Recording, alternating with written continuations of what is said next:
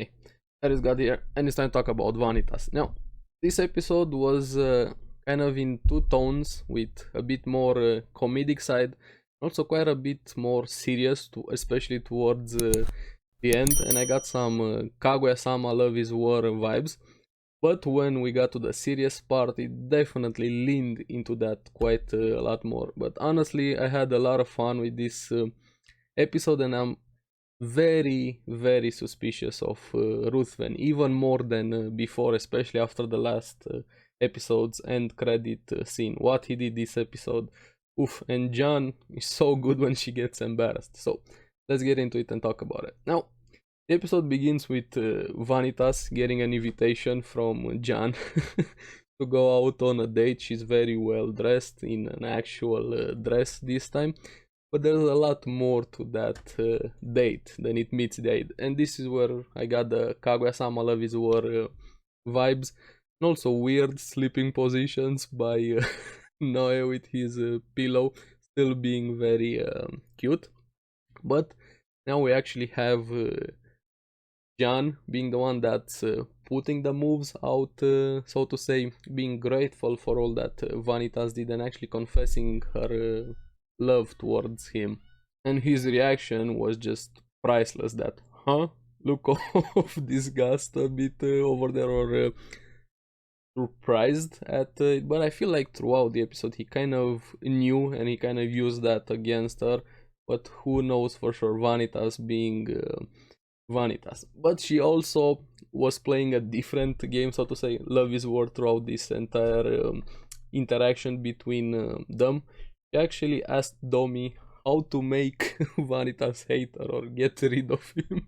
And from there you see all of the shenanigans and her kind of losing despite what she was trying to do. And Domi was the one that told her what Noe also told her, that Vanitas has zero interest in a person who would love him. And we still don't know what exactly that means to Vanitas. Does he hate himself that much? Is he feeling guilty about something? Still the big mystery about Vanitas' past. But in this case, back with the date, he actually accepts. But still curious as to how this happened, her change of heart. And I was having so much fun thanks to John and Vanitas putting the charm back. We had that old Vanitas we saw when he first put her against the wall and kissed her.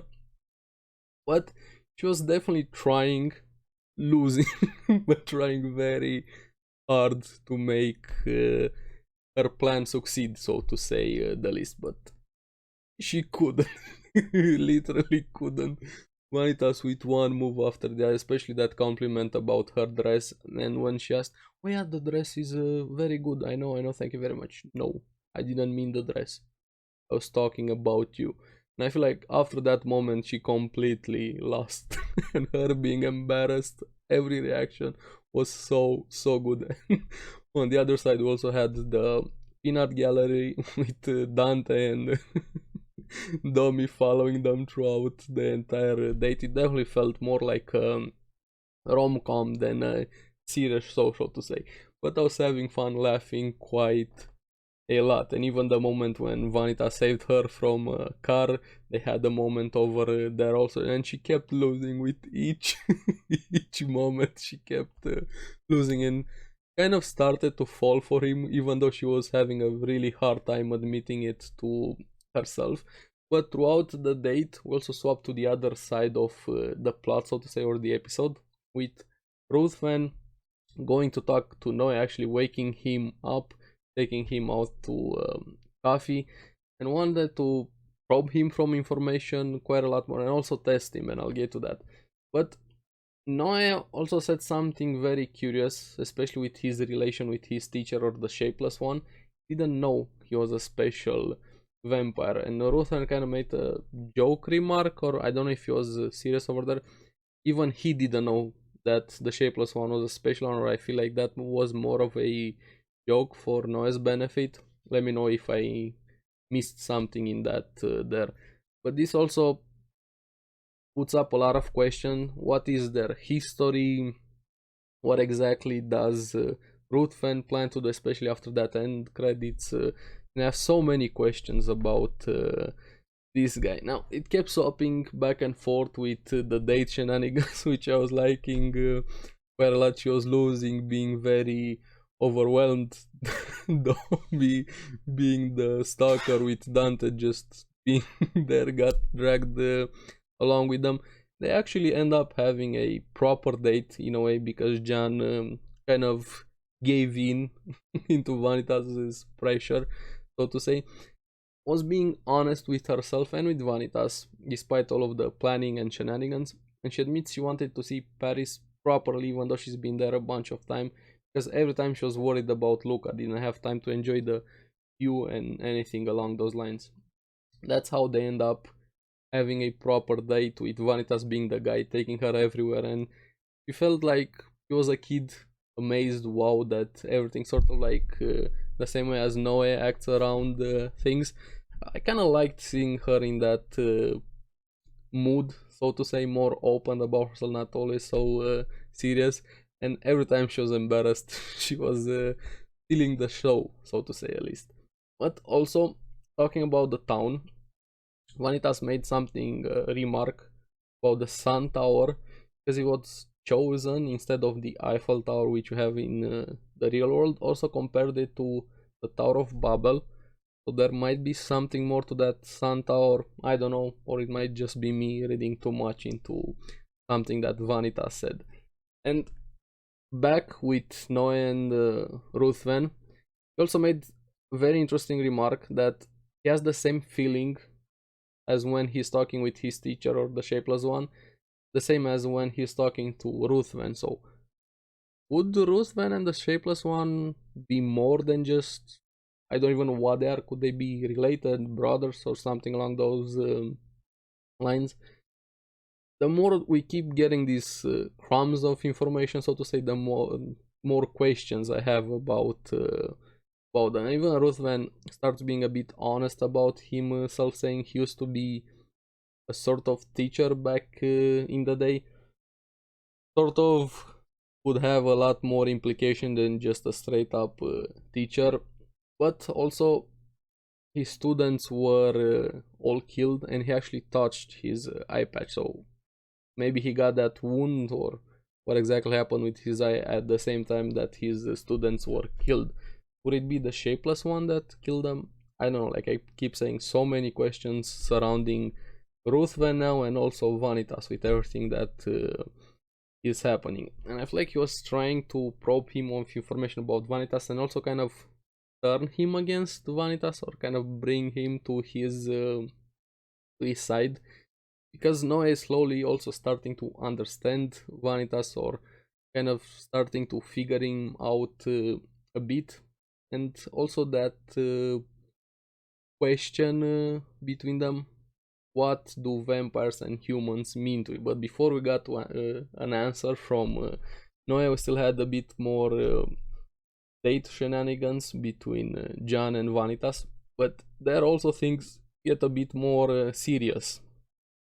While she was sitting on the bench there rehearsing what to say to Vanitas, still trying to go forth with her plan, being embarrassed, kinda gets caught by Vanitas while she was confessing her feelings, and she was very obviously getting embarrassed by them, even though she wasn't admitting it to herself. A kid stumbles in front of them and actually scrapes his knee, and blood comes out, and she goes into that bloodthirst mode. Gotta say, Vanitas was quick on his feet, actually saves the situation in a way, putting his hand in her mouth to bite into him instead of going after the kid, because she was starting to go a bit more feral, not fully in control of her action, and they have to leave the spot or the park, whatever it was. And from here, the episode kind of took a darker, more serious tone, which I liked quite a lot. Even after all of the comedy, I like that they're still pushing the plot a bit forward, giving us snippets of information, crumbs, however you wanna call them. And back to the conversation between Ruthven and Noe. What are vampires and humans to you, Noe? And we have Noah's answer, which I like the answer. I like him for what he said. He isn't against either side or for either side. He likes both of them, be it humans or vampires, he's just against evil. It doesn't matter if you're a vampire or a human, your choices what matters. But this is where Ruth Van says, you failed this test, or you failed this city, watch Arrow. No, please don't watch Arrow. But yeah, he actually, I think he drugged Noe with the cookie or cake, whatever they had there, and Ruthven bites him. And this is where I thought to myself, could Ruthven be an archiviste also, or could he have some similar powers, kind of wanting to get to Noe's memories?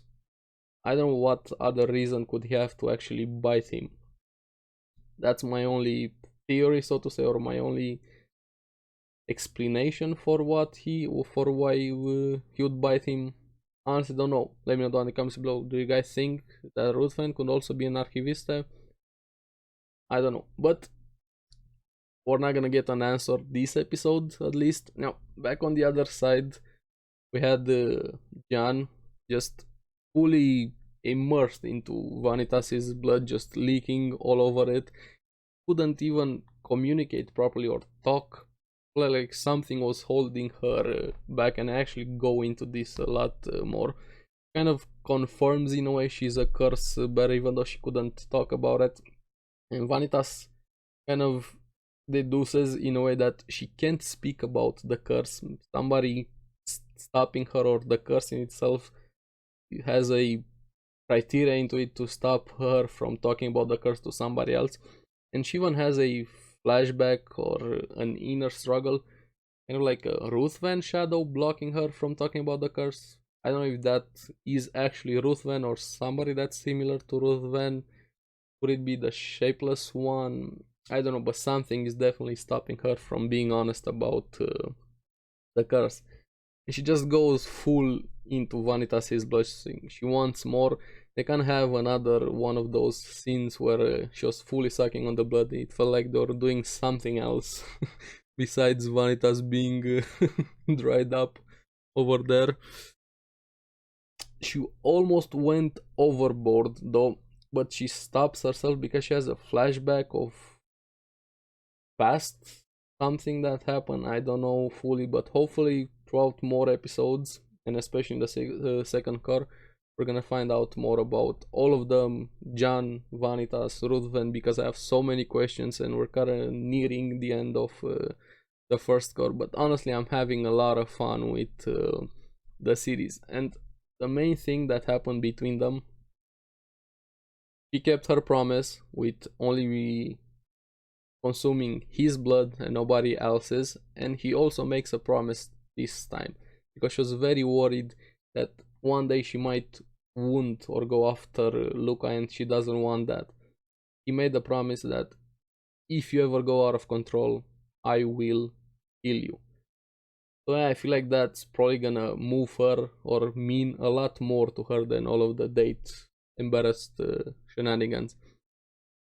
And also, he will do everything in his power to cure her, and killing her would be the last resort also, of course, but I'm gonna hope he's gonna be able to save her. And also gotta think about that first episode scene we had when Noe was talking the memoirs, that he couldn't save Vanitas, or he was the one that killed him, or he blames himself for Vanitas' death.